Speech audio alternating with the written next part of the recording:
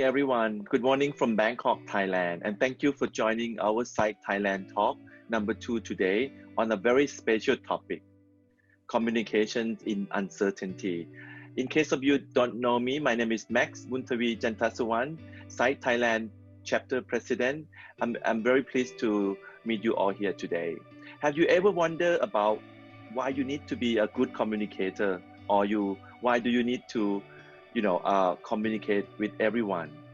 As a business owner or the leaders in the organization, I'm sure that you all agree with me that every movement, every action is all about communications. And especially we are all now in a very uncertainty situation with this pandemic right now. Communications is a very key. And today's session is actually got a very good overwhelming response from the survey that you all need to know about how to communicate efficiently during this crisis situation. And we are so fortunate today to have a very wonderful speaker that coming and putting their hands to help and sharing the tips and also the technique to you all today. First, beautiful lady from Sydney, Felicity, my very good friend and such a great and professional communicator. Second lady is Karen Yu, who's also a wonderful friend as well. She's supporting this region a lot, and she's from Singapore. And the last but not least is a gentleman, my friend, and also my partner in crime on many initiatives for the industry, El Kwang. Thank you, you three for joining us today. Last but not least, this is the second webinar that Site Thailand is doing. I would like to once again thank you to our strategic partner, TCEP, who are supporting Site for very many activities. And our other partner as well is Tika, who are a very good friend and also I would say a supporting partner when it comes to activity within the industry. So thank you to both a lot for supporting Site Thailand and the industry as a whole. Without further ado, I will pass to you, Kunal, to run the session, and enjoy everyone and have a great session. Thank you. Thank you, Kun Max. Hello, everyone. A sincere thanks to our audience. I think there are about 130, 140, or 150 of you for joining Site Talk 2. And we hope that you and your communities are keeping well. Now, also thank you to Site Thailand, Tika and TCEP for having my fellow speakers and I today. And a special shout out to Mr. Shoot, Ms. Owe and the crew for waking up at 6 a.m. to engineer this special session for us. You already know the topic, but there are three main parts to today. First, we're going to talk a little bit about the current landscape, what is working, what is not. From there, we're going to move on to how to build how to build communication strategies and relationship. Last and most importantly, we talk about the future opportunities, and hopefully you, our audience, can immediately apply some of the key takeaways from today. Now, obviously, we live in an uncertain time and everything keeps moving, so we will move along with you. So we will see to tailoring today's session according to our interaction. But in order to do that, we ask you to communicate with us via the Q&A box, asking our speakers any questions that come to your mind. Now that box is located at the bottom of your Zoom screen. Now you can also click and vote for the question that you like or you want prioritized, and we will answer these questions along the way. Now, before the ladies and I introduce ourselves, we'd like to get to know you, our audience, better. So Site Thailand team, can we please put the first question up? Because audience, we are like, in order for us to tailor the conversation accordingly, tell us what is your current job function? Is it sales and marketing? Is it public relations, brand management, others? Now, this doesn't really matter whether you have a job or not currently. It's really focusing on your skill set as well. So once we know this better, then we'll be able to tailor it according to your job function and skill set. So do we have some results? Let's see.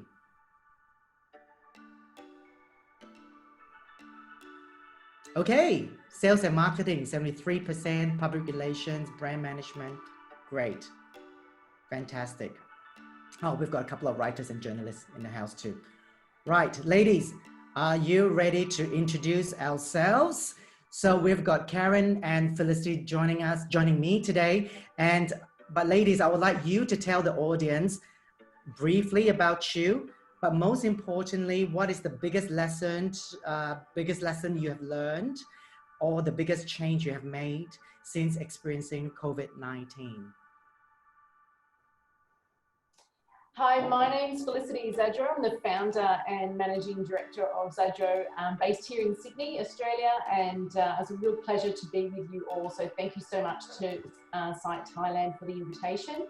I've been running communications agencies for 13 years, and have a very strong specialty in the business events and hospitality and tourism areas. So what I have learned many things during the last couple of months, as I'm sure everybody has.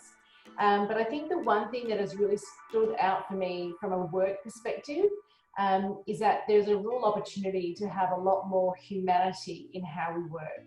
I think sometimes, me included, we go to work pretending that we don't have children, or we have home life and we pretend we don't have a job, or we feel like there's this corporate facade. And I think with everybody in the world being in a similar boat at the same time, it's really given us an opportunity to reach through those relationships and try and create more of an authenticity and being more honest and open about who we are and the challenges that we're facing. And I've certainly had some extraordinary conversations with some of my clients that I would never have had before, being able to see inside their homes a whole range of reasons. So I hope in my heart that we take forward this lesson from COVID, that we can treat each other more as people with complex lives rather than just employees or suppliers. Fantastic. Thank you for sharing. Karen, over to you, a very familiar face in our region. Thank you, Elle. Hello, everyone from Singapore. I'm Karen Yu, Group Editor of TTG Asia Media. You probably know me more as I'm part of the producers of TTG Mice, a magazine that's just distributed across Asia and around the world as well digitally. I think the biggest lesson that I've learned is very similar to what Felicity has said. Very often we have to keep a certain structure when it comes to work, especially in an Asian society. So that has actually broken down as a result of COVID and having to stay home and work alongside with your family. One big change that I've had to make to work processes is that we need flexibility, a lot of flexibility around our timelines. I know for many people in communications, it's okay to work from home because, with technology, you can do that. But for us in TTG, because we publish 5 regular titles along with 4 online platforms, it's very much an office job. We have to be in the office. There has to be interaction constantly throughout the day. So working from home actually had me looking at reworking the whole work structure, work processes, and how the team members communicate with each other. Great. Thank you, Elle. Thank you so much for sharing. I think some of you may know me, Elle Quang. I'm the owner of Untangled. I came from the hospitality and business events industry. I think some of you may know my front-facing brand, which is BEA Biz Events Asia. But we also own another brand experience called U Agency, where we create buyer experiences or destination for meal programs in conjunction with some of the bureaus in the region. So let's venture into part 1. So part 1 is really about current landscape. I think in preparation for this session, I've spoken to a number of people. And in summary, the current sentiments are readers and viewers are feeling overwhelmed by the influx of information, are actually becoming tone deaf. Some of them actually have trust issues because of fake news, or they just don't know where to read, where to start. They don't know what to do with their future. Others consider endless promotion messages they have been receiving are a little bit insensitive because people are losing their jobs. I think the crux of it is marketers and communicators are facing immense pressure because they're often stuck between the expectation of communicating with their database in a timely manner and frequency and developing the right messaging tone. So, Felicity and Karen, what is happening now? In terms of from a communications perspective and marketing, I think what you said is absolutely right. I think we are in a very unique period of time in which we are trapped between what we used to do and how we used to do things with our marketing, for example, in newsletters or social media, in terms of the messaging, how we would pull those things together, frequency, tone, offers, the whole thing, and between where we will probably end up. So I think we're in this little bit of no man's land at the moment, and especially because policy and government policy is changing all the time. And in Australia, you know, our government is changing the rules every week. So it's very difficult to keep up. Am I working from home? Am I not? Can I go to the shops? You know, all those kinds of things. So what's happening in that situation, though, is that as people are adjusting, it's very reactionary. It's very off the cuff. And a lot of the marketing that we're seeing coming through is not going through the normal channels. It's quick, it's a bit scrappy, and it's very fast. And one of the things that we're seeing is a bit of a risk with that is because we are still insular into our own organisations, sometimes we're not really listening. And so we get this sense of being a little bit tone deaf.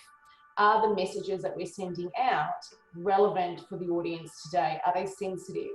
And so I think it really means that there's a lack of strategy hanging over the marketing at the moment, and it's very reactionary and very fast.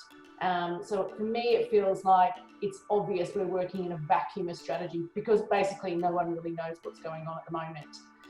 So hopefully we'll talk about that a bit later, but that's what I think is happening at the moment. So, Karen, do you think why do you think marketing messages are, you know, or the audience are getting fatigued or tone deaf? Well, it's a lot with what kind of stories or content they're getting now. I mean, in the beginning, we were getting a lot of negative stories on how businesses were suffering, how people were you know, being stuck in difficulty, and eventually that got a bit too depressing for people. I've seen on LinkedIn people, you know, choosing to unfollow certain accounts because there was just too much negative content that's coming up of that particular account. But you know, even in the newsroom here, we are also seeing a change in how we approach news. You know, in the past we could give like 2 or 3 days for a story to develop, or even a whole month to build a destination feature, for example. But that's clearly not happening because things are changing too quickly. So a lot of the content that we're pushing out now are mostly analysis, and it has to be produced within a day or two, because things could change and your entire content would be irrelevant by the time it happens. Okay, but you know, I think there's a lot of pressure. You know, everybody is trying to create business opportunity, make a sale, and there's a lot of, you know, especially if you are working in a huge hotel, the cost of running a hotel is just astronomical. So why do you think sales and marketing promotion are not as welcome, and what content is really appealing to audience, particularly the audience of TTG? Okay, so because we are a business media, the kind of content we look for has to be business related. At this point, you're right, promotional messages are inappropriate. Case studies on successful mega events that were done recently is also clearly not appropriate at this point, because things are changing so fast that you know, mega size events are not going to be the reality for a lot of us in the coming weeks and months, and even the next year. So in terms of content, we are looking for you know, thought leadership content. If you have got an opinion, a strong opinion on a major crisis or a major issue, sorry, not crisis, but an issue, or you have a strong viewpoint on something that's positive, we want to know that. And we're looking for content that's more positive and inspiring. Okay, thank you very much. I think it's quite important for us to be productive in this webinar so that we can give tools, effective tools, I guess, for our audience so that they can implement them immediately. So, but before we go into the part 2 of our session today, audience, I'd like to ask you a couple of questions. So, Site Thailand team, if you are ready, can we please line the next 2 questions up for our audience? What we for the 3 of us to come together to be able to create something that is useful for you, audience, we need to understand what is the state of your communication directions at the moment. So a question will pop up immediately, and we will pop it up. We will put it up for a little bit longer because some of the answers are a little bit long. So you need to take time to read the options that you have and tell us what it is, and then we'll be able to tailor that to you. Also, a reminder to the audience to send some questions to the Q&A box that is sitting perfectly empty at the moment. It's too beautiful and white. So please don't hold back, ask questions. If you want a little bit of a, exposure or whatever, Karen is here for you. So, right, comes the question, what is the state of your communications direction now? You have those choices. So the first 3 answers, we talk a little bit about you having a clear direction, but what is your focus? The 4th answer is really obviously you don't have a clear messaging direction, like what Philip was saying earlier. Everything is changing at a rapid pace. It's quite hard to cope, especially if you are in quite a big setup in your company, where the moving amongst the ranks is getting a lot more difficult because everyone is working from home, or it's just not applicable for you because you're just very open to learning everything about communication. So, Site Thailand, do we have some answers? We're quite excited about this one. My gut feel is number 2. I'm wrong. All right. 50% of you say that you have a clear both, focus on both maintaining brand presence and bringing it sales. So we are glad to hear the word brand presence. And then that is closely followed by the, I have a question that is maintaining a brand presence. So fantastic. What are some of your comments, ladies, from the answers? I'm actually very impressed that there's a very clear messaging direction that's focused on both brand and sales for 50% of the group. I think that's awesome. I'd be interested to know in the comments if that is from global hotel brands or mainly, or is that from more independent hotel brands? And I think also the fact that we've got a clear direction on bringing on sales for 13% is interesting. And I wonder how those sales messages are landing and whether they're actually effective. So if people could share that, that would be awesome. And yeah, another sort of 13% there of no messaging direction, which I would have thought was a bit higher. So well done to all those people who've got that messaging direction. And if you could share some of that, that would be fantastic. Great. Karen, any comments from you? I think at this time that we're in, there's a lot of opportunity around building brand presence, and there's a way of you turning a crisis into an opportunity for yourself. Look at the kind of stories that we're looking for, inspiring stories, messages of empathy. Those can work towards your objective there. Yeah, okay, great. Can we go to the next question, please? The next question we're going to ask you, audience, is what is your biggest communications challenge? So Site Thailand, yep, perfect. So here we are. You've got 5 answers to select from. I think more often than not, communicators, one of their key concern is, right, will my news be interesting enough to be covered? How do editors and writers prioritize? What is the right pitch? And I think we're going to delve into that a little bit later, because that is talk about relationships and building of relationships. I don't think people need to worry about, oh God, I forgot to build relationship because I was so busy prior to COVID. I think right now is never too late to start. So do we have some answers for this question at the moment? Site Thailand team? Great. Uncertainty around appropriate content in this crisis. And we audience, we will guarantee we will help you with that. So right now we're gonna go into what we call building communication strategy. And I don't think it's a one-on-one, so don't worry for those who are really experienced in communication, but no matter what, we are here to help you. Felicity, I would like you to take a lead on this. Can you share with us some of your multi-phase communication strategies that has worked since COVID-19? Yes, absolutely. So what I'd like to do is share with you a strategic little framework that I've been developing and have already applied to a number of clients in the space. And I'm going to talk about it generally, obviously, because everyone is a little bit different.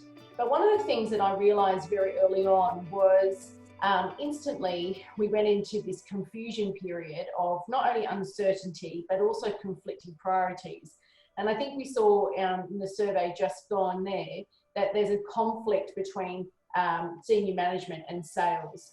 And as a communicator, you often get stuck in the middle. And for all those people who get stuck in the middle between management and the sales division, I hear you and I acknowledge you, because that is often where we get stuck. So one of the things that I wanted to consider was not only that, but the overwhelm. And what do we do now and what do we do tomorrow? And in comms, we already think about 6 months and 12 months and 18 months and beyond. What COVID has done is shorten the timeframes in which we can plan and develop a strategy. And that's the big shift. So I think it's really important that we not throw out everything that we used to do, but consider that the way we build our strategy has to be different. So I've come up with 5 areas. The first one is respond. Now, the respond is probably what you've already done. Potentially some companies are already responding at the moment. You're pushing everyone from home, you're retrenching people, you're closing the hotels, you're working out what's possible, you're responding to the government policies and procedures. The next one is recover. And many organisations are now 2 months in, really into a recovery period. They're getting a little bit more clarity from government about what's happening. Maybe like in Singapore, you've had a second wave of illnesses, and so you've kind of had to be pulled back again. Recovery looks different in every area. Recovery for a company means, how can we just get some stable ground? What does our database look like? Can we segment it a little bit more so we understand those people who are dramatically impacted and those who aren't? Recovery is looking at what are we doing with the website? Have we updated our messages? Do people know about what's going on? So they're really where we've been. And I think the next phases are really important. Depending on when you come out of recovery, and keep in mind that there's no hard and fast in and out of these phases, they will blur. The next one is really about reimagine. And I think this is the opportunity stuff that we will talk about a little bit later as well, is now when you look around your business and you look at potentially your building full of rooms, what assets can you reimagine a use for? So for example, I know in Sydney, there's a hotel where you can now hire a room out for the day so you can work there and don't have to work at home with all the children. How can you use your spaces differently within the government regulations? Now that's not just for now to get us through, but also going forward. If we have a slowdown of the tourism market, then what are you going to do to fill those rooms and how can you market them? The next one is then relationships. So once we reimagine the business and what it could be, and potentially that's rebuilding budgets and marketing around that and messaging, the next one is, who is our relationships with? Do we have the relationships with markets, with media, with industry, with each other to deliver on this reimagined business? And I think that that's a really key part that we don't want to jump over. And then the fifth one is rebuilding. And so that is when we are putting into place the plans of the reimagination. Now, that's a very generic kind of business model style, but if you get to look at your business in these different phases, number one, you will reduce the overwhelm. Number two, you will bring your team with you because you'll be using different people at different times. And thirdly, and most importantly for this discussion, it will frame the communications that you need to deliver at each of those times. The communication I designed for a rebuild is completely different to the communications of a recover. And yet, unless I have my organization's agreement on what phase we're in, you'll never get agreement between sales and management about what the communication should be. So I think that those 5 are really important. I would say them again: respond, recover, reimagine, relationships, and rebuild. All right, let me put down my rebuilding cup. Okay, so we appreciate the 5 different phases. So are you suggesting, you know, if I'm a communication specialist or if I'm a director of sales and marketing, whether it's for a venue or a bureau or a hotel, that I first must decide with my stakeholder which phase I'm in at the moment? Yes, absolutely. Because marketing with communications without a link just to the business strategy is just noise. Right. And my main message to people today is even though it's difficult, you need to ground your work into a greater business purpose. Okay. And those purposes have changed, and the time frame between what we're doing, and you know, before we used to talk about the monthly sales goal, or you know, occupation levels and stuff like that. Well, now we're talking about just getting to the end of the month, and then we're going to get to the next month. And so we need to be sure that we're all thinking the same thing. And the communicator, your job is to represent your organization for the external world and the external world for your organization. So you need to know what's going on. You need to know where your industry's at, what the pulse of the nation is, wherever you are. And we need to say to our managers, we need to agree on what the immediate goal is, because otherwise you're going to be at risk of sending the wrong message and damaging your brand. I see the challenge for some of our PR colleagues, or even, you know, communications Marcom colleagues, that sometimes it's very difficult to get their managers' attention.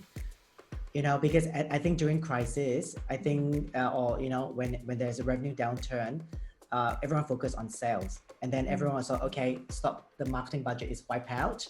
And, you know, people like Karen and myself are expected to, you know, churn news after news. But the challenge is really communicators may not be able to get the attention of their bosses. So what advice, Felicity, would you give for them to be able to use the right keywords or the right information, or where to get the right information to get their boss's attention? It's a really important point, and it's very, you know, depending if you've not worked in that way, or if you work in a very hierarchical system, there are major challenges, either culturally or just within the hierarchy of your organization, how it works. I would say that at this point in time, most senior people are open to ideas. Bring solutions. Say to your bosses, I have identified a major brand risk. I'm concerned that if we do it this way, this is the risk that we will have for our business. And we don't need another crisis right now. I think so. I think that, you know, using the words of risk, so here's a solution, here's an idea, and don't put your ego into it. Throw it out there. I've been proactively thinking about this. I think this is we have this risk. This could be a way forward. Can I discuss it with you? And, you know, no manager in their right mind is going to ignore an email like that. So I think that it could be a way to go. And if it's not you, get the person above you to then take that message forward. But risk and solutions is very important. So how does one balance between, because we all, you know, in business, we have gut feel, right? You know, with children, we have gut feel, with animals, we have gut feel, with business, with the things that we do, we have gut feel. How do you balance the gut feel with the need to be fact-based in this time of uncertainty? Yeah, it's a really good question. I mean, a normal corporate process is you go and do some market research, you talk to people, blah, blah, blah. Now we've got, like, you've got to go to market, right? And a lot of the things that I'm seeing right now is like done so quickly, and my concern is that people aren't thinking through the risks involved. However, saying that, we also need to keep active, and how you've gone into this crisis in terms of your brand strength and your brand equity really does determine your ability to respond to it. So that's why it's really important that this work is done every single day of the year, regardless of what's going on in the world. So I will say that everyone's different, because if you've got strength going into your brand, it is different. However, you know, everybody is getting the same information at the same time. Your managers and senior people are getting the policies and directions from your country, your country's government, at the same time as you. So in lots of ways, this is a huge opportunity to have a think about, you know, you interpreting that information through a comms lens and using your experience to go forward. So your gut feel is actually just your internalized experience. I would say talk to your teams, throw some ideas around. There's a lot of recommendations right now about, you know, talking to people and just and trying it out. Ring 5 people, ring 5 clients and say, look, what do you think if we did this? But at the end of the day, I think if you're honest, if you're transparent, if you're authentic, and you're listening to the audience and you're working out how COVID is impacting your part of the world, then you really are going to be pretty close to the mark. Okay. And so how, you know, I think that when I speak to people in brand management, obviously everything is upside down. You know, people are wanting different things. They want to hear different things, and every single week could be different.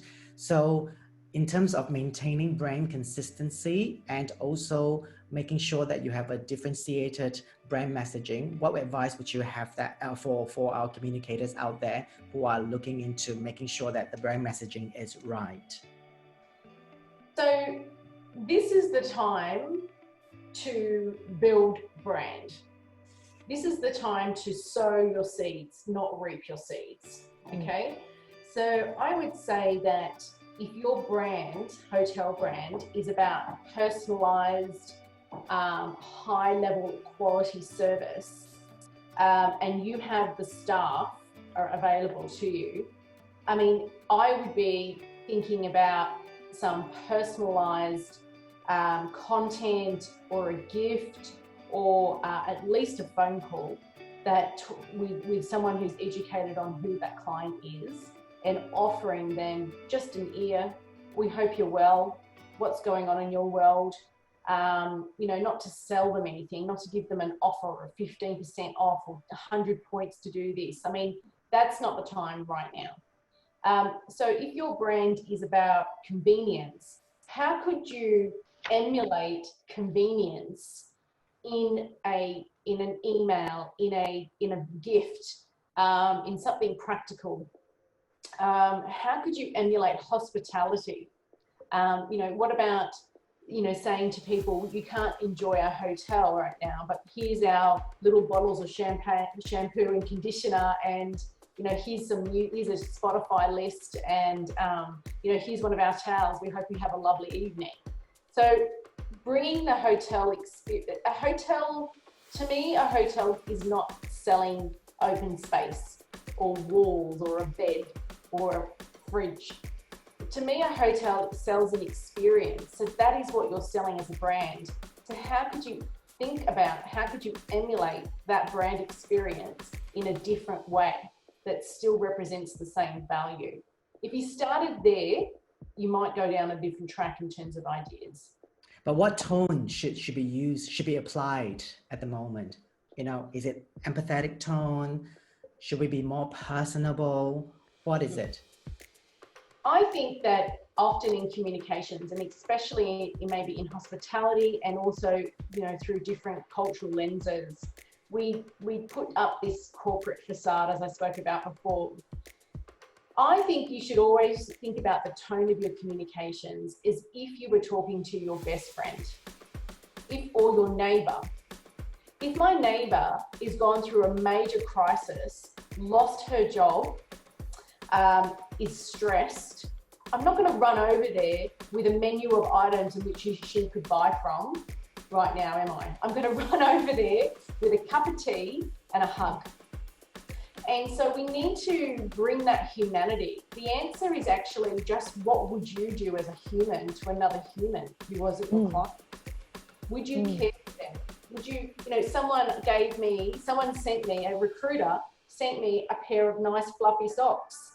And they said, we just want you to be comfortable and safe. That was it. So they gave me these beautiful socks. That's memorable, that's brand. So always think about you as a person talking to that other person, and what authentic communication would you give? That is your cue for your tone. Okay, I would like to change. I would like to keep on the conversation about tone of messaging. First of all, I want to acknowledge the audience. Thank you for putting. There are 6 questions in the Q&A box at the moment that we'll get to very shortly. But I want to first focus on tone. So, Karen, what sort of tone are you being receptive at the moment that will allow messages? I'm sure you receive like 200 press releases a day that will make it stand out. Give us some. Okay, before I get to that, I just want to emphasize this point. I've came across people who said, there's no need to study communications. Communication should just come naturally. There's no need for, a certificate or a degree course for that. And what Felicity is saying is just emphasizing that comms is a science and art, and you really need to have that level of knowledge in that in order to be a great communicator. Okay, tone of voice in the content. Now, first, when the crisis first started, right, a lot of the content was on how the impact was for businesses, and that was around January and early Feb. By the time we come towards the end of Feb, it was starting to get so depressing that while we recognize that we need to cover the hard facts that's coming out, we also realized that our audience is going to get burnt out very quickly because it's just depressing. They have to balance their own crisis while listening and realizing that the rest of the world are also suffering. There's that knowledge. We know that businesses are being affected, but there's no need to keep harping on it. So we decided to move on to content that's more inspiring, but that stage has also gone. Okay, so during that stage we looked at new angles. So we did a women's leader special for the International Women's Day. We did a feature on sustainable tourism for Earth Day, for example. We looked at how the business event community or even the wider tourism community was doing to help support their stranded staff or the local community, for example. So those inspiring stories are also moved on. Now we're looking at recovery. I know recovery is different across markets, but there is still a chance for you to show that you are moving forward. It could be with new markets that you're looking at, a diversified business, for example. Anything that signifies moving forward is always welcome. And that also shapes the kind of content we're looking for. That's why I said opinion leadership, and also stories of business resilience. Those are welcome.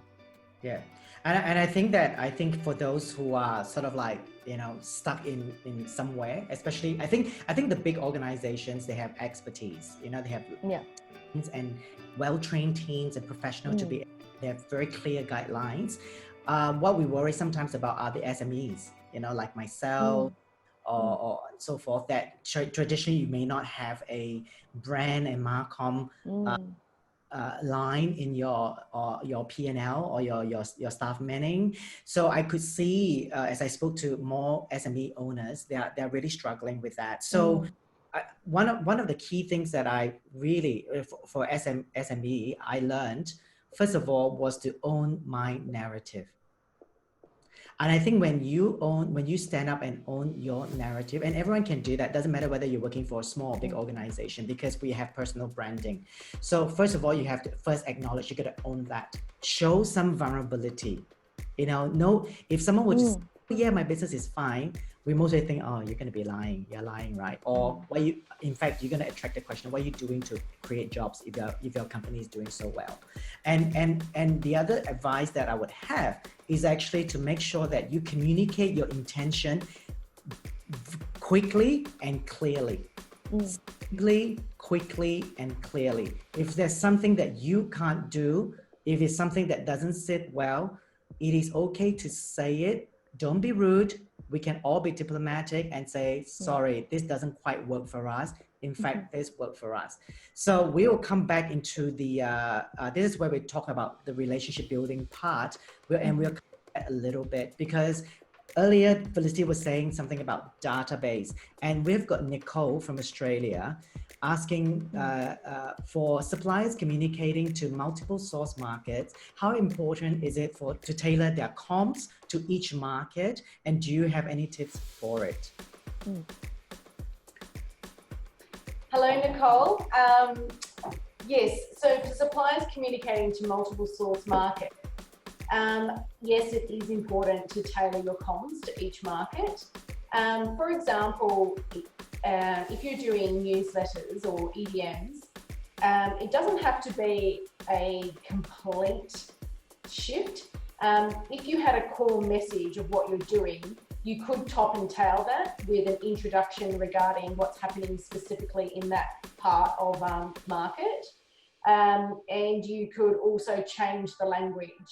So, for example, where there's associations, if we're working with not-for-profits, we always use the word organisation. If we're working in business events, we would say businesses or companies. So making sure that those things are aligned, and also image choices. So that is actually a really key part, as well as reframing the heading as well. So sometimes it could be a core message that we would write, but then we would ensure that the top and the tail, or some of the language, the photography, definitely. If you're throwing in, for example, a case study, would be a relevant case study, or a quote from a client that would be relevant to that sector. So I think, definitely amend those messages to be target specific. Okay. And so how important it is to start dissecting the database and understanding what they want? Because often they're not, we are all consumers here. It doesn't matter whether we are communication professionals, but how often have we got ads or promos that are not applicable to us? Look, I think that database management is actually going to be really quite difficult going forward. First of all, I think we need to ensure that we put it onto our plans. Often the database management gets forgotten, and it's one of the most important things you can do. So because it's boring and it's tedious to manage a database, people don't want to do it, and they kind of skip over and do all the fun content and videos. So first of all, I know through working through the GFC, for example, the shift in the amount of people on databases was enormous. And every time we would send an EDM out, we would get 25 bounce. People just did not even exist in those jobs anymore. And I imagine with this COVID, it's going to be the same. So first of all, we need to expect a lot of our data quality to drop. So you've got 10,000 people on your database, expect 2,500 of them not to be there, especially in really affected industries and markets. Second of all, really looking at the segmentation of who you're talking to. So really there should be a journey map around how you engage with your clients, and giving them and warming them up to the sale. So looking at the senior people, what type of issues are they dealing with? How can you segment them out and deal with that separately? For example, if you're talking about, selling a year's worth of hotel rooms or event experiences, that is a completely different sale than to the event manager who's putting them together. And also in corporate land, we have like these incentives to buy. They're not relevant for everybody as well. So personalization was a major trend coming into the coronavirus, and it certainly will be heightened going out. So people will want to feel that you know who they are and that you're recognizing their individuality. So also making sure that you've got personalization within your newsletters, like Dear Felicity, we hope everything's well at Zadro Agency. That kind of stuff I think will be important. So please think about your database. Now is the time to go to all the executives and get their data dumps from their emails and put it into your database, sort through them, and you will quickly realize whether you're in a position to even sell out of Corona, or your quality of your database has just dropped so much that you actually then start on your database creation strategy. So I think you really need to know where you're going to be with that database. Absolutely. I've got one more questions about building strategies before we go into the relationship part. I think the building relationship is so important. We've got at the moment 2 hoteliers from Bangkok, Thanos and John. They're going to ask a little bit about that relationship and kind of information that needed to go out.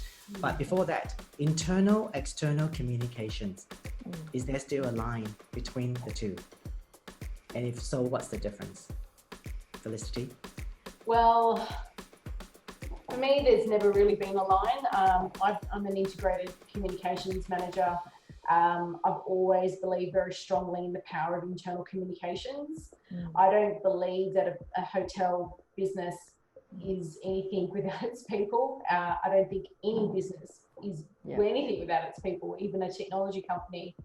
So if you can't engage, inspire, communicate, connect with your internals, then what are you doing? Because the biggest problem we have in comms is that we're told to go externally and tell the world that this brand is innovative and hospitable and cutting edge and modern.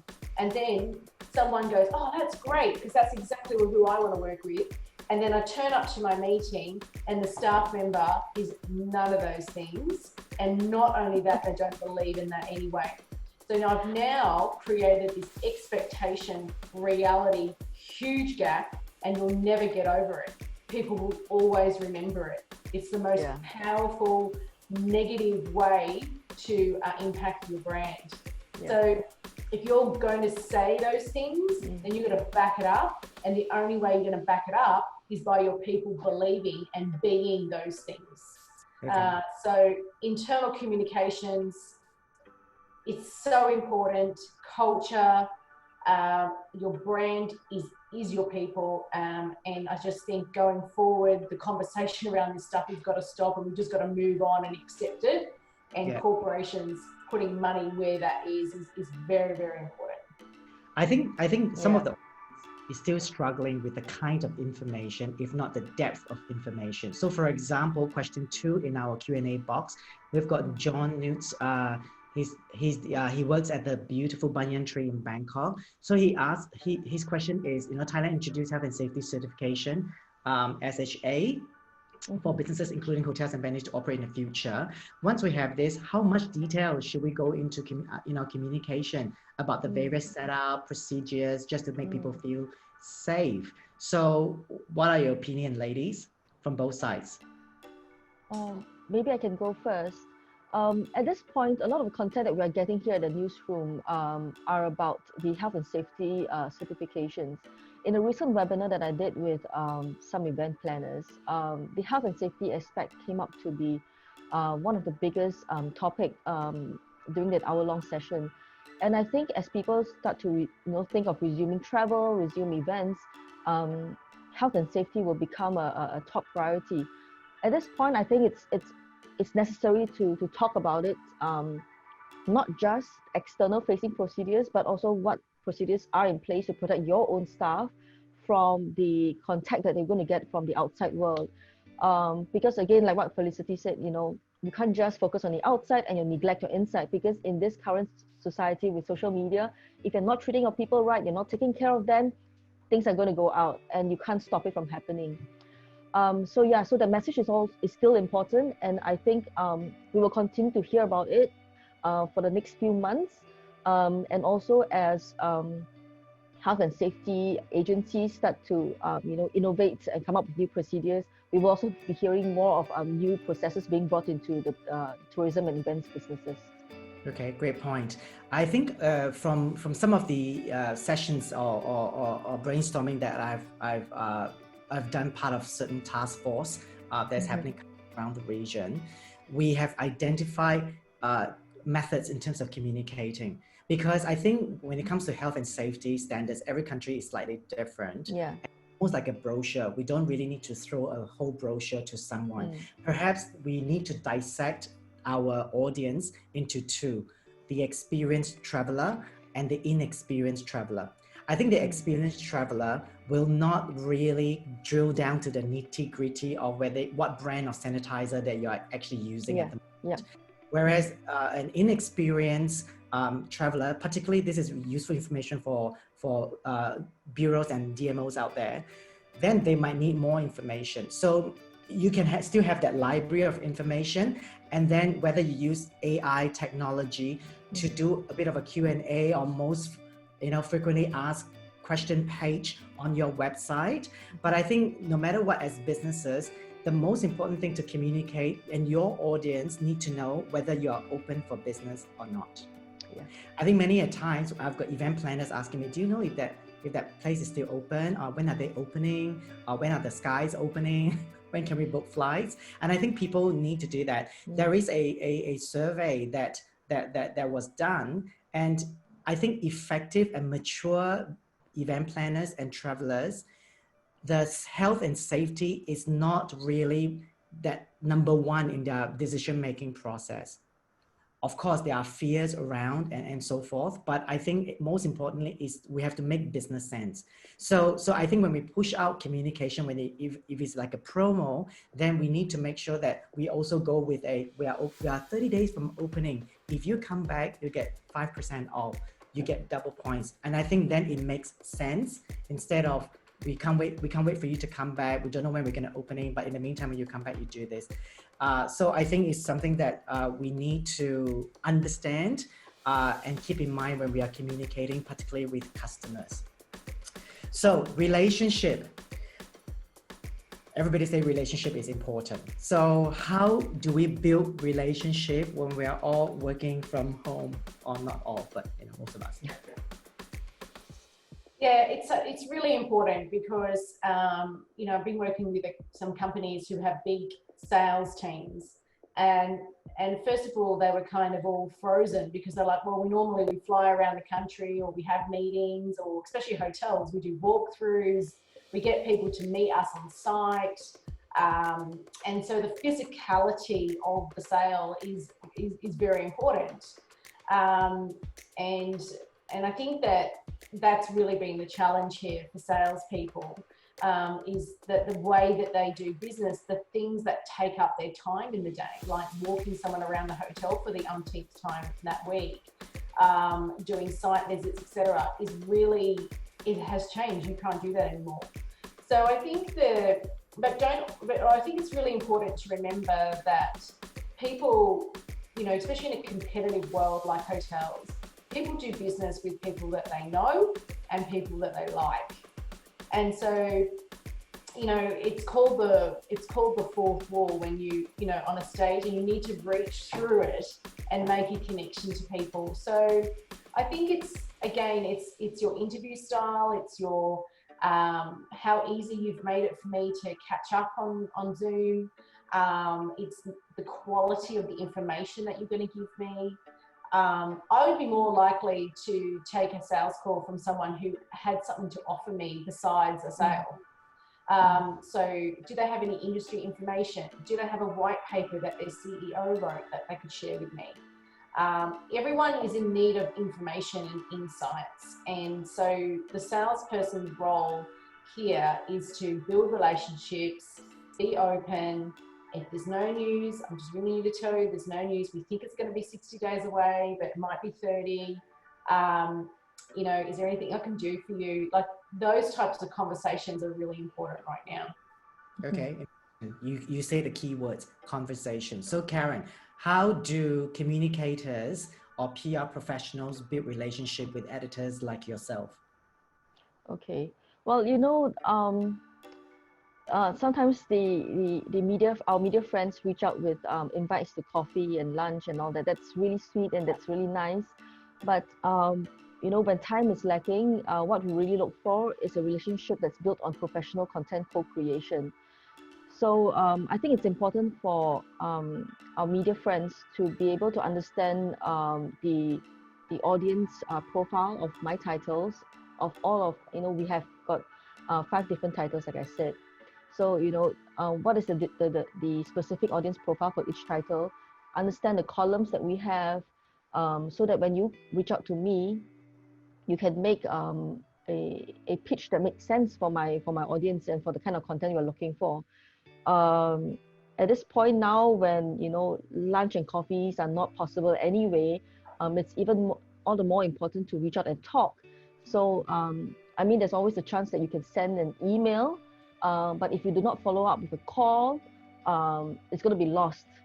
I like to say that we should work towards a texting relationship, so that eventually you're able to text you know, your media friends and say that, hey, I've got this news idea. It's going to be great specifically for your audience. Do you want to consider? We can talk through it, you know. So such follow-ups are very important. Not just, this is my release, let me know when you're going to publish it and send me the link, because that's not going to work for us. Yeah. And I think patience is needed when we build relationship nowadays, because other than not being able to see each other, but more about having that conversation. And sometimes it's so difficult, you know. Haven't we all been through that? We pick up the phone to speak to a friend or a colleague, and that saves us like 20 emails back and forth. Yeah.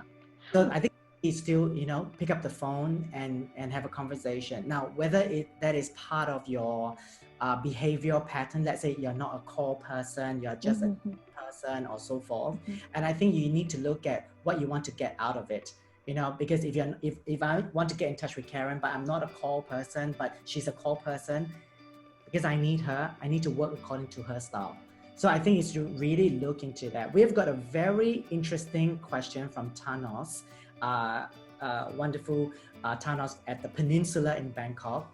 Good morning, everyone, and thank you for your inputs. I wish to ask, how much of a must-do will you believe it is for media companies taking over actions to the proper publicity that we want? Okay. Furthermore, what channels do you believe are most effective and what works best? Digital, print, article, videos. So I think maybe he's trying to ask, is it like a partnership, like a media partnership where, you know, if I'm an advertiser, would I get more exposure? Do I always have to pay or something like that? What are some of your comments, Karen? If that's the question, you know, whether you need to pay and be an advertiser in order to get editorial content in my publications, the answer is a straight no. You don't have to, because as a news person, the content that we accept must be newsy, first and foremost. But having said that, I must, you know, point out also that we are not surviving on air and love, you know, so we still need that money. Otherwise, there's not going to be TTG anymore. So we do have a balance, and I'll be very frank, we balance. So for example, if I've got 10 press releases, all on hotel openings, which one will I choose? Right, and especially if all the hotels are pretty much the same. All city hotels, all this many meeting rooms, this many guest rooms, this many restaurants. I will choose the ones that have been more supportive commercially with us. But of course, if your property is a game changer, then obviously I would choose you, even though you are spending zero with us. And that leads me to another point, Al, something that both of you have also mentioned. With SMEs that do not have a specialized comms person, you know, I'm sure they will think that, oh, we're going to miss out on this opportunity, because how do I even know where to start, right? my English is not good maybe, I don't even know how to articulate my ideas. I think you don't have to worry so much about that. It's more important that you reach out to us, to me, or to the local correspondent or reporter that's in your market, and just say, hi, this is me, I've got this business, I've got this idea, I think it's suitable for your audience, I'm not sure how to get the message out, what do you think? You know, get that conversation going. And very often we will say, okay, let's find a way, you know, to identify what the angle is, and we'll do the interview. You don't have to worry about, you know, getting the interview done in broken English, that's fine. I mean, you know, your job is to be understood, and it's our job to write and to tell the story. Yeah.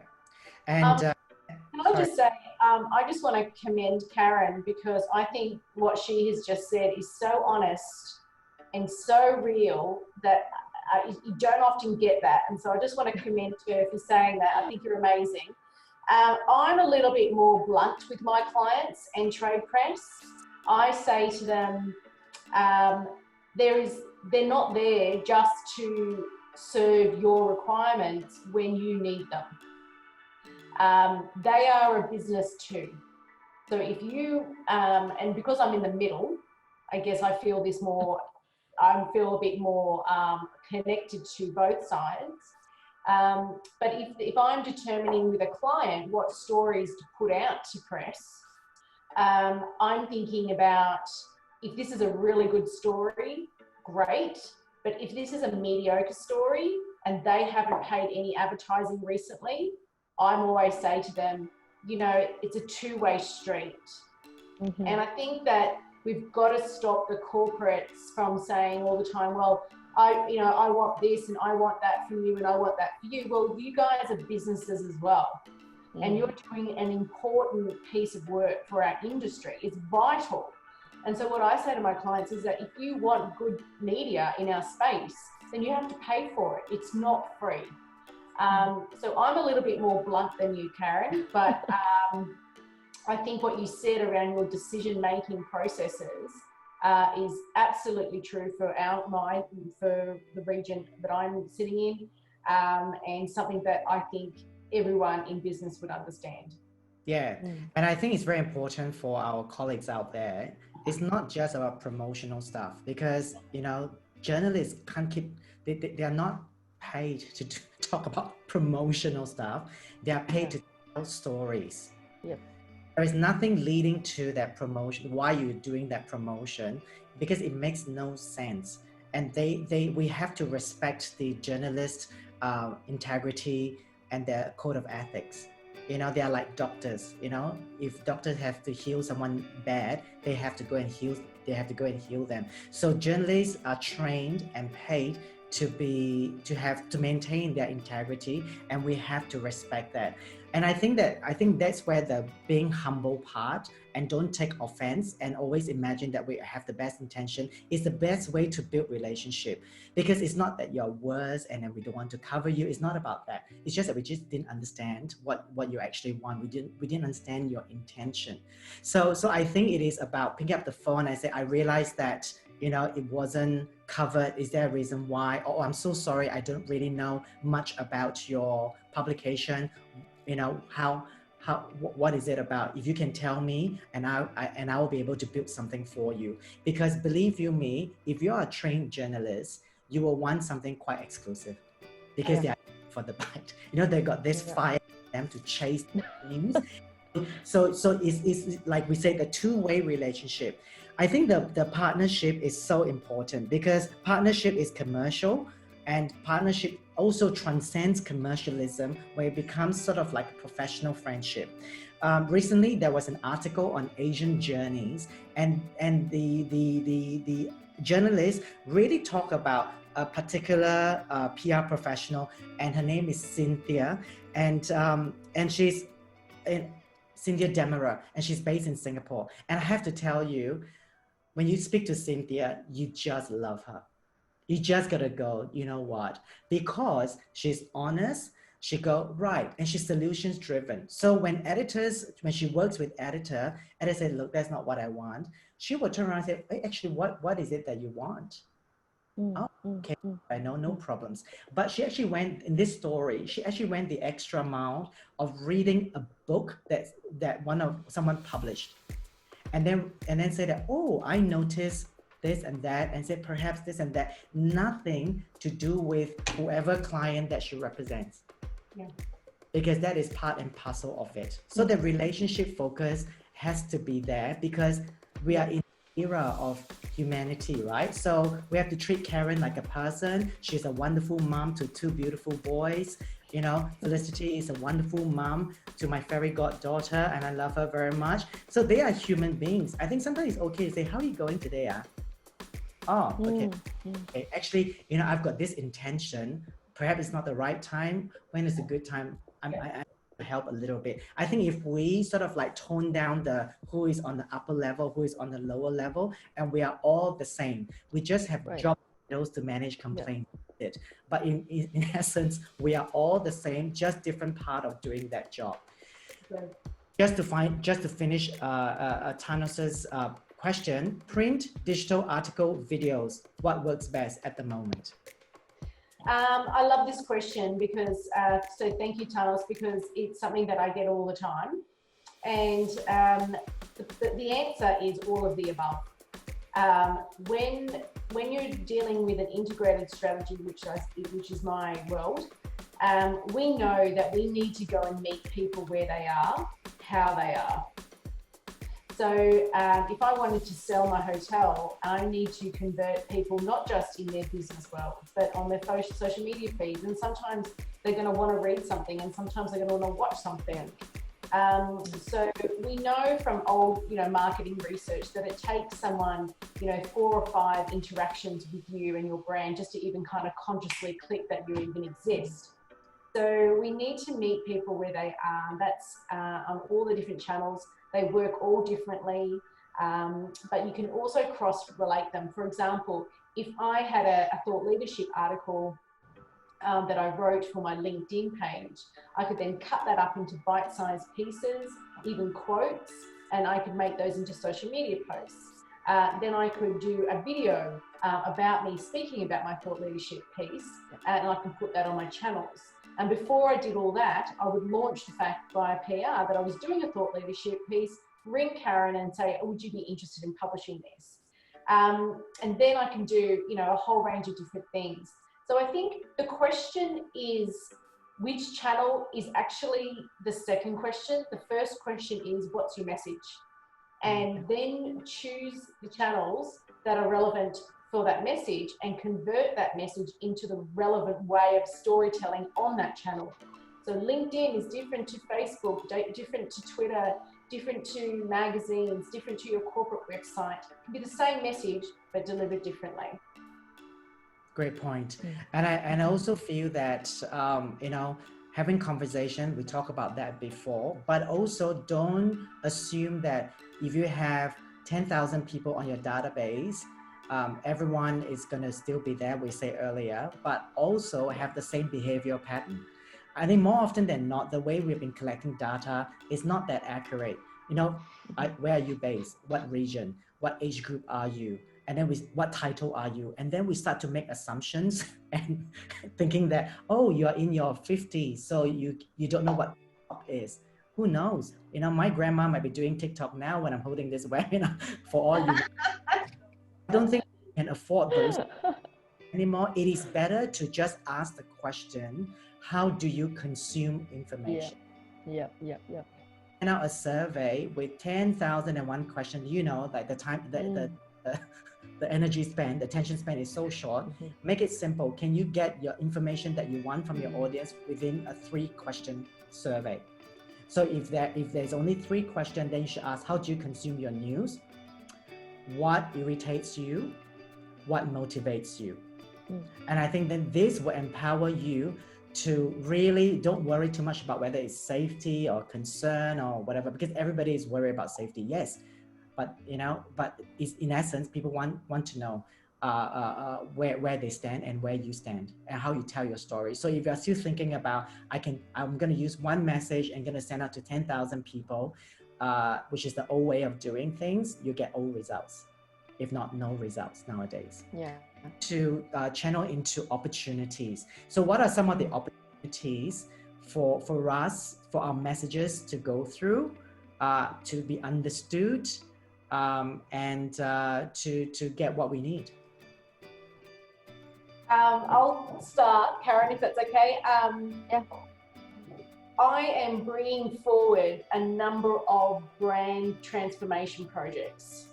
So where businesses were thinking about repositioning, refocusing, refreshing, blah, blah, blah, the sort of evolution of brands and positioning, that is happening now. This is your best opportunity in your whole career to actually have the headspace to do this stuff.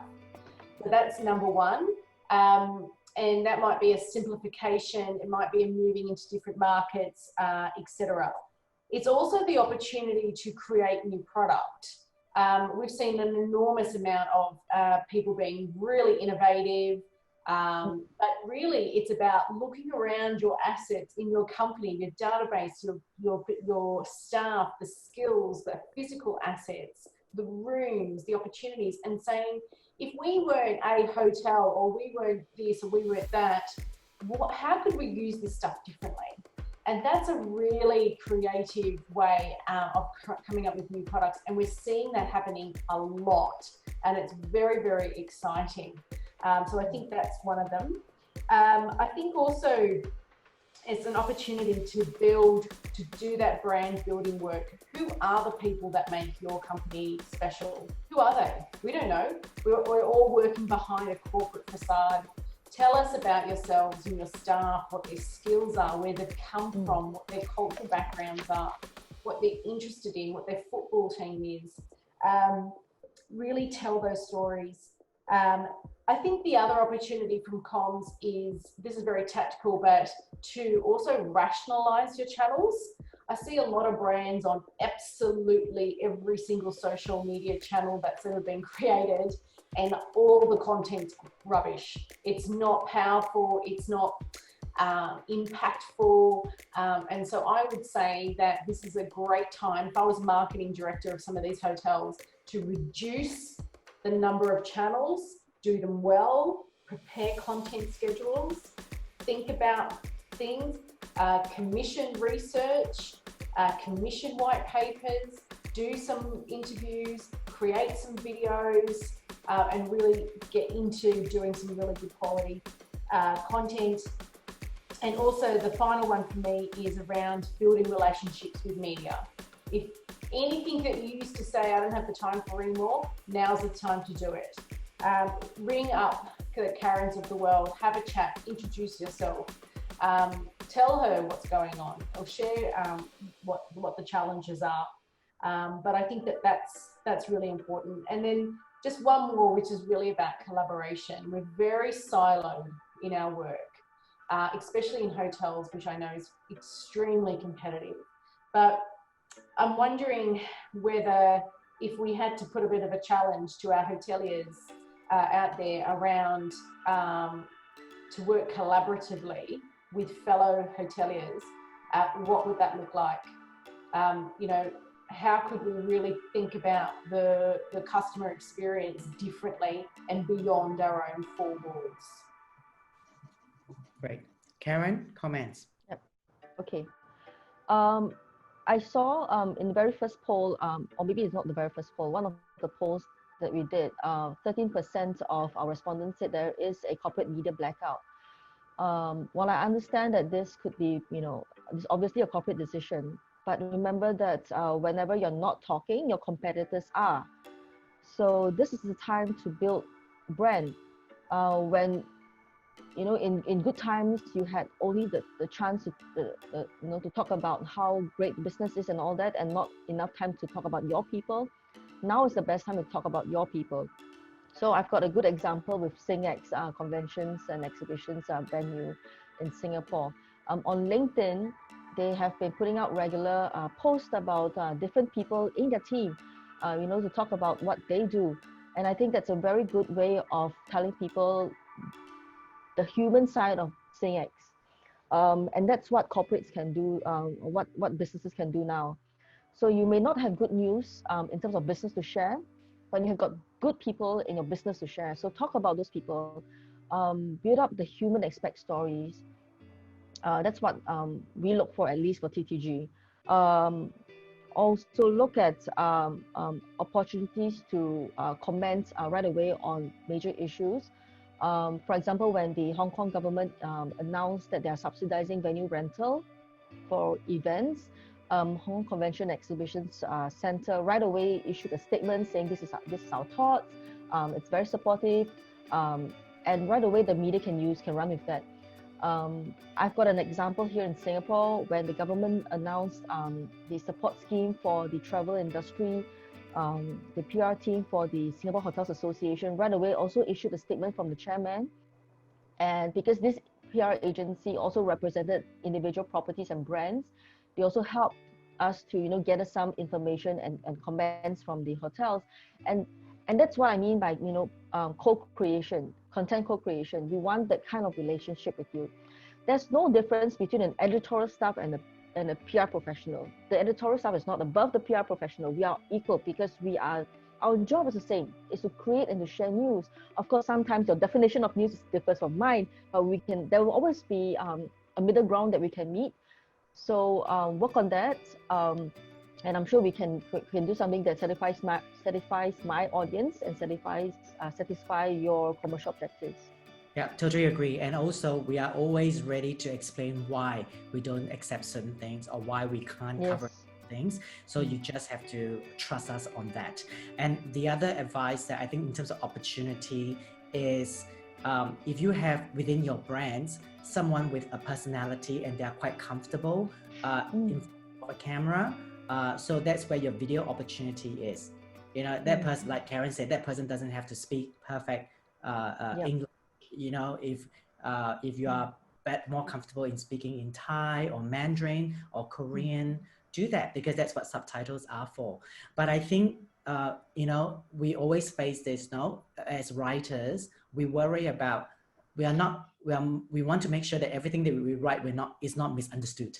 But on a video, the body language also add another layer of communication excellence. So I think it's something that is really worth and very appropriate for the current era, where people may not have the time or appetite to read a 500-word article. It can be a combination of that. The copy supports what's in the video or about the video, and the video under 3 minutes gets straight to the point and say this is what's happening and so forth. So for example, at the moment we sort of know which countries are open or not, but if I'm a PR professional of hotels, I will be out there if possible and say, this is our street. It's bustling again, or this is what's happening today. Then you will gain the audience. And then when you're ready to sell, then the audience are used to you because they have built some form of a relationship with you. It's something that is so important. Never ever forget the customer journey, like what Felicity has said. That is so important. And it's part of, everyone is a customer because we buy Uniqlo, we buy Chanel or whatever. We all know how that feels like. So when we treat each other with respect and understanding and patience, there is always going to be trial and error. It's not perfection. It's always about excellence and impact. We can only be better once we know better. So it is coming back to that conversation piece with your client, with your stakeholders, with your bosses, with your whoever. It is that calm and collected approach of, knowing what your strategy is, knowing what the outcome it is, and a variety of outcomes that you are ready to accept, measure where possible, and then report. Don't press the send button and forget about it. Don't do certain things that is inconveniencing other people because, and I think we're all here to serve someone, so sometimes, if I say, hey, Karen, I can do this, why don't I make it easier for you? If you do that, and then I can do this, but would that work? Karen might say, oh my God, yeah, I like working with you. If I keep telling Karen, can you send me that article when it's out? Sometimes, they just haven't got the time because they produce God knows how many articles a day.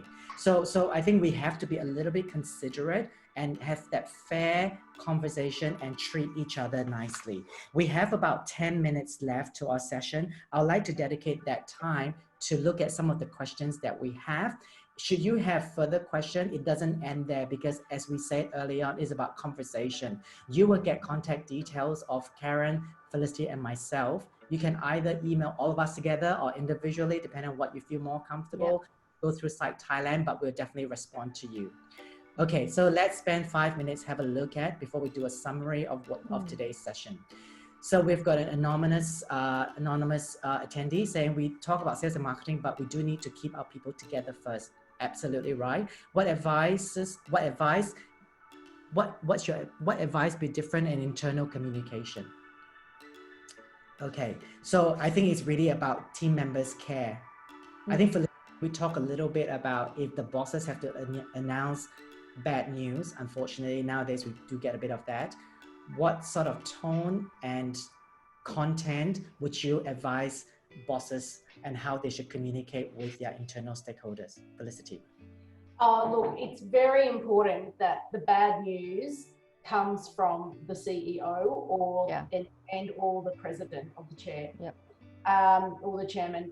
So that's important. The second is that senior people have to go in to these conversations with the assumption that they're letting go of people who earn a lot less money than them. So in that case, it has to be done very empathetically. And also staff need to know that everything has been done to save their job. So the message is, if we have to let people go or we have to tighten our belts, is that we're doing A, B, and C to help us weather the storm. We thought that would get us to the end of February. It didn't. We now know that we're not going to get through March. If things don't improve by April, May, this is what we're going to do. This is what we're going to do. It's got to be very clear, and employees need to know that you've done everything, you're thinking about it, you're open to ideas, so ask for suggestions, be really humble about it, pay people what they're owed, give them send-offs, like do the whole thing. So I think, and also be open and upfront. I've heard of some terrible things that have gone on recently. People just sending a recorded message in a small SME, not fronting up, lying, because it is uncomfortable for everybody. So honesty, what have you done to make sure that this wasn't the first thing you did to let me go? What are you going to do next? And what do you need from me? And I think doing that regularly is really important as well. I mean, you can use video if you've got a large staff members, but ideally the more face-to-face and the more one-on-one you can get, the better. Yeah. And I think for a lot of, thank you so much for saying that. I think for all the SMEs out there who, may not have the communication structure or training, I would say maybe perhaps spend a bit of money and engage a professional to help you through that process. You will still have to deliver that news because you're talking about people's lives and their livelihoods and the impact of that. And they deserve to know the truth, as much truth as you can share with them.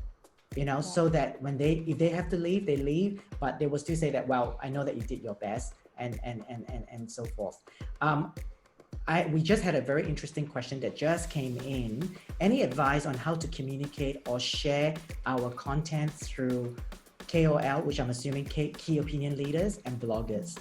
Obviously in businesses and other than business events, whether it's F&B or any other offerings that we have, we use bloggers. So any advice on that, ladies?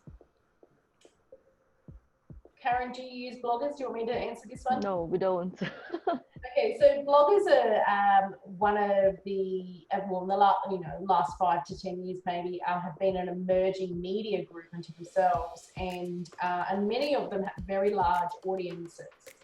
So the only thing I would suggest about bloggers And it's the same with using influencers. It's a very similar decision-making process. You're looking at who their audience is, and you're also looking at the quality of their writing, of which some of it's not great.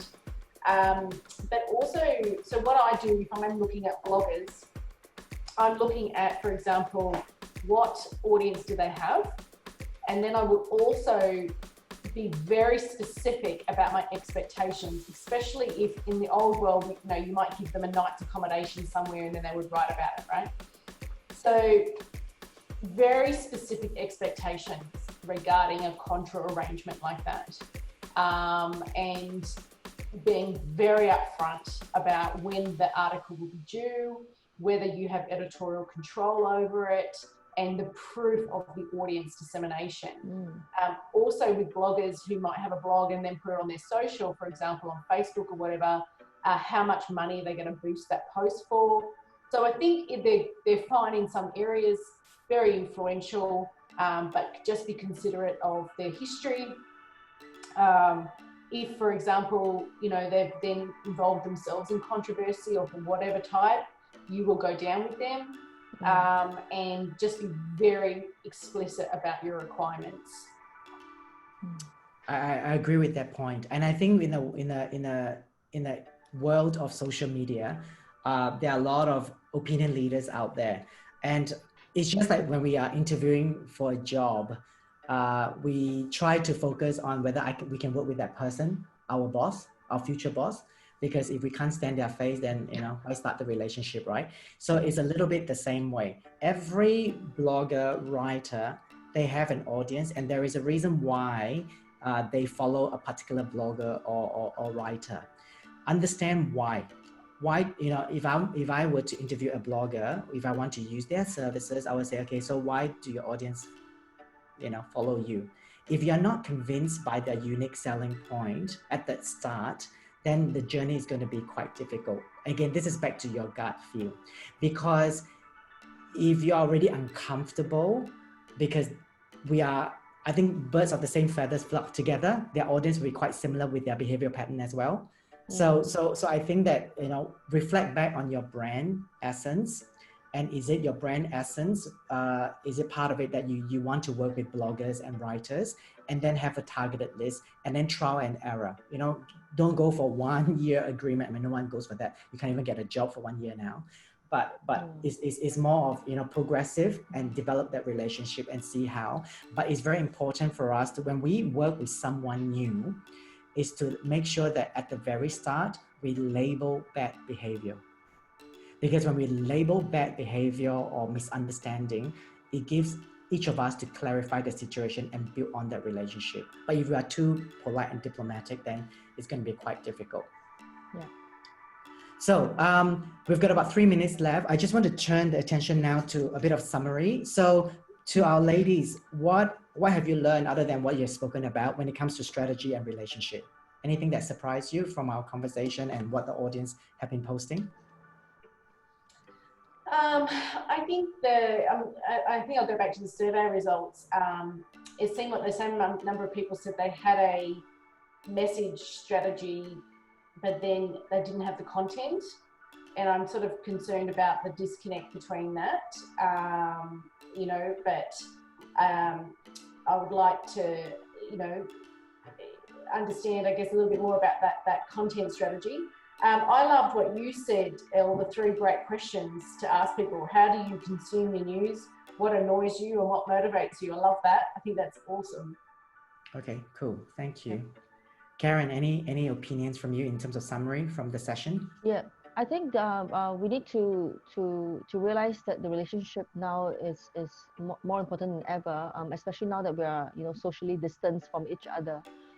The way we communicate is a lot more important, especially when there's no face-to-face, right? So use this chance to reach out as a person to another person, understand what the other person is seeking, whether it's a media person or it's a client. Once you have that understanding, it makes communication much easier and more targeted. And look, work towards a win-win relationship. So if you know that for example, I'm working on a research piece, and you could help with finding a suitable spokesperson to be an opinion leader for that. Do that rather than always saying no, we can't because it's a media blackout. But meanwhile, here's my press release on the property that's opening in fourth quarter.